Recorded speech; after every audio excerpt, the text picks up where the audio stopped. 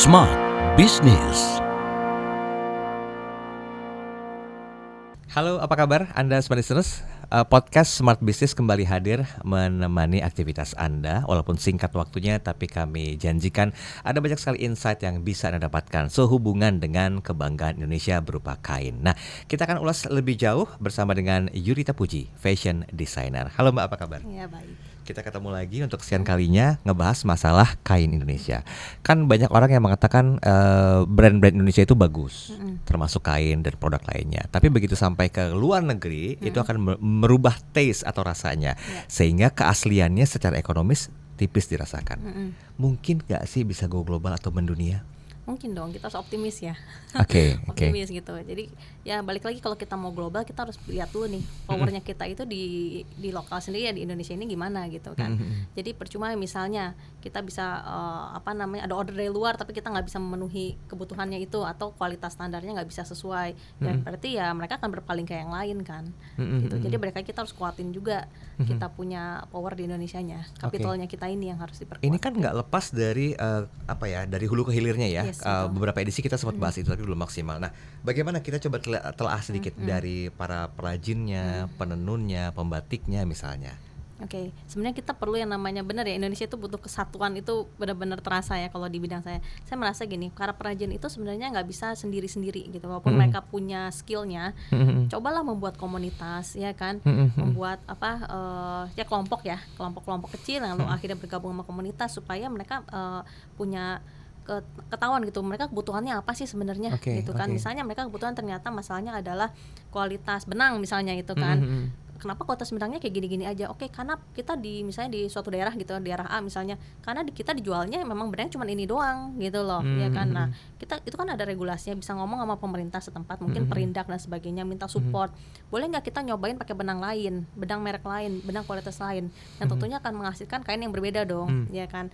Jadi sebenarnya kalau sendiri-sendiri ya pasti nggak didengar, ya kan. Tapi kalau udah bentuknya kelompok, komunitas, harusnya menjadi lebih kuat. Apalagi kalau disupport sama, sekarang udah banyak ya bantuan dari bank-bank, ya nggak sih? Oh iya, betul. UMKM dan sebagainya. Ya itu kan kalau berkelompok itu ya ungkapkan, bilang saya butuhnya ini gitu. Banyak sekali kejadian pelatihan yang terjadi di daerah itu cuman kayak sekedar pelatihan gitu loh. Dan si masyarakat si pemberi pelatihannya atau CSR-nya juga tidak tahu sebenarnya kebutuhannya itu apa gitu loh. Kebutuhan kelompoknya apa gitu. Jadi penting sebelum bikinin pelatihan dan sebagainya, mereka tahu dulu sebenarnya kebutuhan mereka apa. Jadi bantuannya sesuai gitu loh. Oke. Itu dari hulu ke hilirnya ya. Yes. Jadi sebenarnya permasalahannya juga ada kurangnya dukungan dari pemerintah, karena hal tersebut membuat banyak sekali fast fashion itu masuk, Yes. menggempur industri Indonesia. Nah, gimana tanggapannya? Apakah mungkin ini berpengaruh nggak terhadap perkembangan dari kain atau wastra di Indonesia? Berkembangnya ya maksudnya sebenarnya udah berkembang ya. Kalau ngomong, saya nggak bilang pemerintah tidak mendukung, ya kan. Pemerintah mendukung, tapi mungkin ada caranya, ya kan. Maksudnya gini, saya kan pernah ngambil doktoral di bidang kejahatan sosial. Waktu itu saya disertasi saya tentang kain tenun Lombok gitu kan. Waktu saya mengintervensi kelompok itu, saya mengecek dulu kebutuhan mereka apa. Nah, itulah hal yang menurut saya nggak pernah dilakuin sama pemberi CSR, ya kan. Jadi mereka tuh langsung bikin program, langsung diterapkan ke komunitas, padahal mungkin komunitasnya nggak perlu itu gitu loh. Ya kan, karena saya pernah berapa ya, 5 tahun lalu, tahun saya terjun ke sana, dibayarin oleh sponsor untuk mengembangkan komunitas, dan udah disiapin gitu loh materinya ini Modul-modulnya, gitu. Jadi saya dengan polosnya saya datang ke sana dengan modul itu. Waktu saya turun ke sana ternyata mereka nggak bisa baca tulis gitu loh. Ya kan, maksudnya tidak efisien sekali apa yang saya ajarkan kalau mereka juga nggak paham. Mungkin apalagi mereka nggak ngerti bahasa Indonesia. Gitu loh, mereka ngerti bahasa daerah, jadi mereka nggak tahu apa yang saya ajarin. Artinya kan si orang yang bayar saya untuk terjun ke daerah kan nggak guna dong, gitu kan, ya kan. Jadi saya dari situ saya ngelihat bahwa ada gap yang salah nih, ya kan. Bahwa seharusnya kalau kita memberi bantuan ke daerah, kita tanya dulu mereka butuhnya apa, harus dari mereka, karena mereka yang paham betul sebenarnya masalahnya di mana. Dan itu kalau didiamkan secara berlarut-larut akan membuat gempuran fast fashion makin mendominasi. Satu itu, terus kan sayangnya anggarannya, ya kan, ya nggak sih kalau saya mikir, ya kan. Betul. Jadi waktu disertasi saya terjun ke sana, menggali dulu mereka butuh apa, menggali dulu informasi dari pemerintah setempat, ya kan, apa yang mereka bisa support dan tidak support. Dari situ ketahuan bahwa ternyata mereka tuh butuhnya ini, gitu loh. Akhirnya pelatihan itulah yang saya lempar ke kelompok gitu, karena mereka butuhnya ini, dan akhirnya berkembang gitu. Idealnya dalam bentuk apa, Mbak? Apakah sifatnya lebih ke workshop atau lebih ke program atau gimana?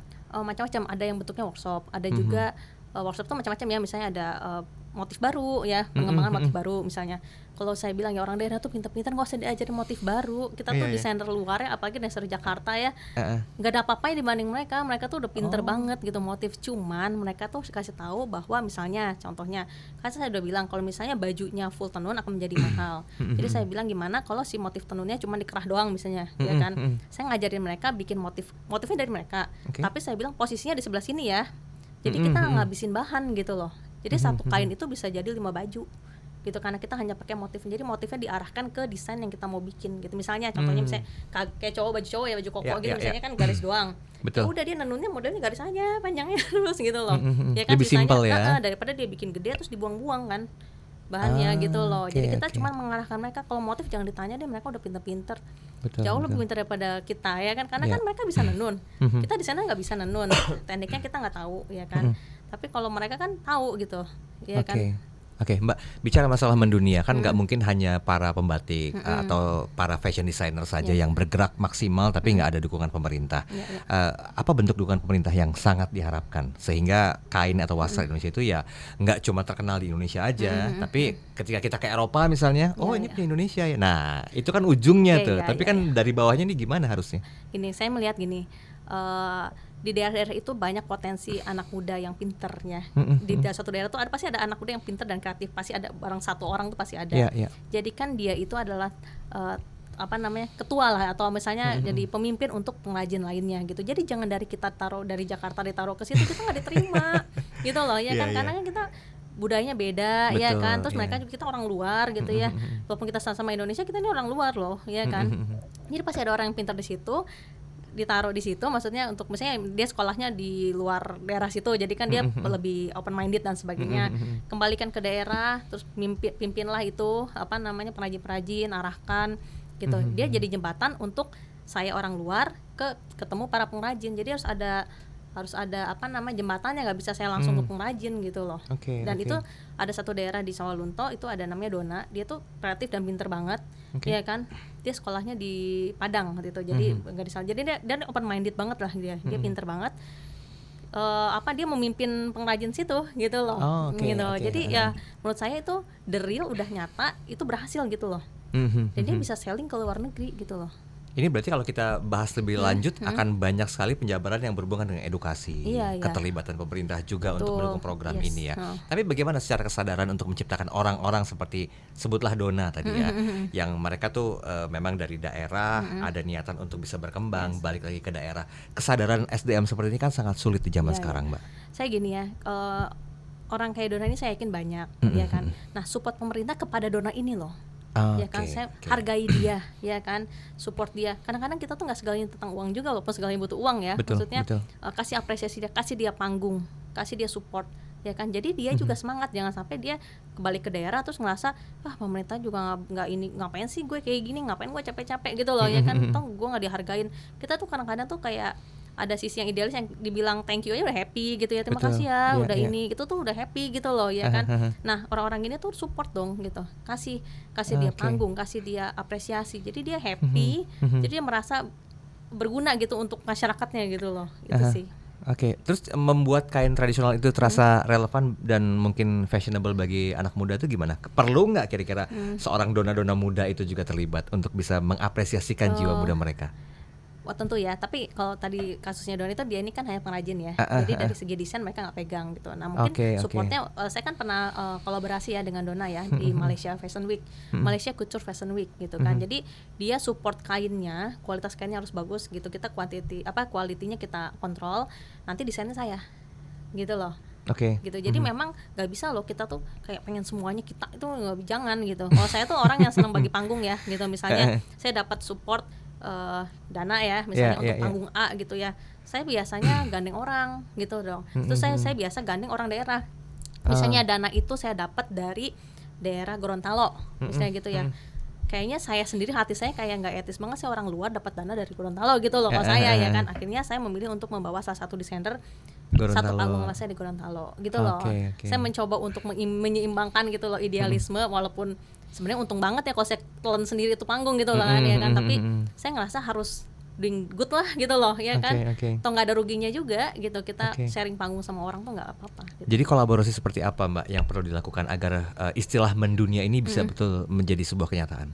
Ya saya pikir sih masalahnya itu cuma regulasi doang ya. Ada hal yang nggak dianggap sepele gitu, padahal sebenarnya itu lumayan signifikan berdampak gitu. Sesimpel yang aturan misalnya PNS harus menggunakan kain daerah, misalnya Lombok nih, kita ngomong Lombok nih ya, kain daerah di hari tertentu, saya lupa hari apa, mungkin Rabu atau apa, saya lupa ya, hari tertentu.